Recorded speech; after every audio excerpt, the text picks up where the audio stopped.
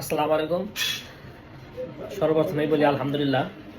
আমি আজকে বাংলাদেশ এবং শ্রীলঙ্কা প্রসঙ্গে কিছু কথা বলবো। সেটা হলো কিছুদিন আগে বাংলাদেশ শ্রীলঙ্কার ম্যাচ হয়েছিল, তখন বাংলাদেশ হারছিল।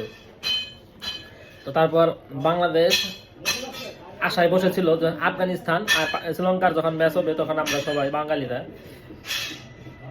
আফগানিস্তানে সাপোর্ট করছি যে আফগানিস্তান জিতলে আমরা যাইতে পারবো দ্বিতীয় রাউন্ডে সুপার করে। তো ঠিক আছে, সাপোর্ট করলাম এই শ্রীলঙ্কার।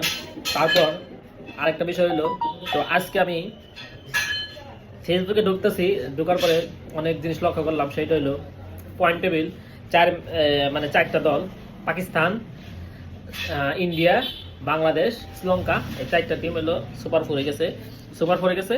তো চারটা টিম তো এইভাবে লিখছে যে সুপার ফোরের দ্বিতীয় রাউন্ডে বাংলাদেশ পয়েন্ট টেবিলের শীর্ষে।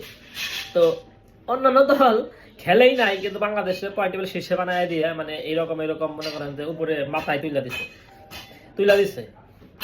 তো পাকিস্তান তো কোনো ম্যাচ খেলে নাই, ইন্ডিয়া কোনো ম্যাচ খেলে নাই, তাদের পয়েন্ট টেবিলের নিচে। তো তাই আসবে।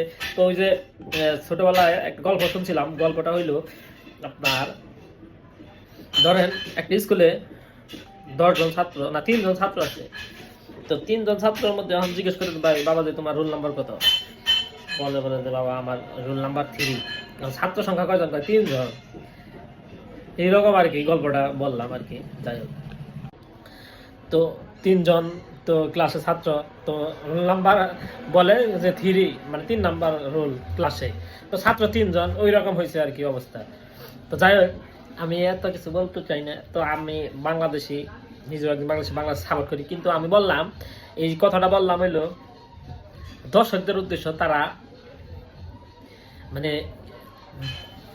হাইলাইট একটু বেশি করতেছে, এরকম না। আমিও চাই বাংলাদেশ কাপ নেক, এটা বাংলাদেশে সাপোর্ট করি, অন্য কোনো টিম সাপোর্ট করি না। যে অনেকে আছে যে একটা টিম সাপোর্ট করি না আর আরেকটা টিম সাপোর্ট করে, কিন্তু আমি বাংলাদেশ সাপোর্টই করি, অন্য কোনো টিমের সাপোর্ট করি না। তো আবার ফেসবুকে অনেকে দেখেন এমন ভিডিও বানাইয়া পতাকা ফ্লাগ দেয়, এরকম অবস্থা। তো আমি একটা জিনিস দেখাই, দেখেন এই যে দেখেন এই যে আফগানিস্তান থেকে খেলা আছে, আর আফগানিস্তান থেকে খেলার মধ্যে তো দেখেন এই যে কাটাপ্পা বাংলাদেশ শ্রীলঙ্কারে গাওতে মেরে হয়েছে, কিছু করার নাই। এই খেলা এইটা বুঝাইছে, বুঝছেন আপনারা? অন্য কিছু শ্রীলঙ্কারে সম্পর্ক বদলে গেল একটি পলকে। এই দেখেন এই যে বাংলাদেশ এই শ্রীলঙ্কা আফগানিস্তানে মারতেছে, আবার পিছ থেকে বাংলাদেশ শ্রীলঙ্কারে মেরে হলাইলো। দেখছেন কি সম্পর্ক বদলে গেল একটি কারণে। এইটা বানাইতেছে এর লেগাই হাসবো না কানবো। দেখেন এই যে দেখছেন সম্পর্ক বদলে গেল একটি কারণে। এখন ইয়ার কারণে আর কি ভিডিওটা বানানো।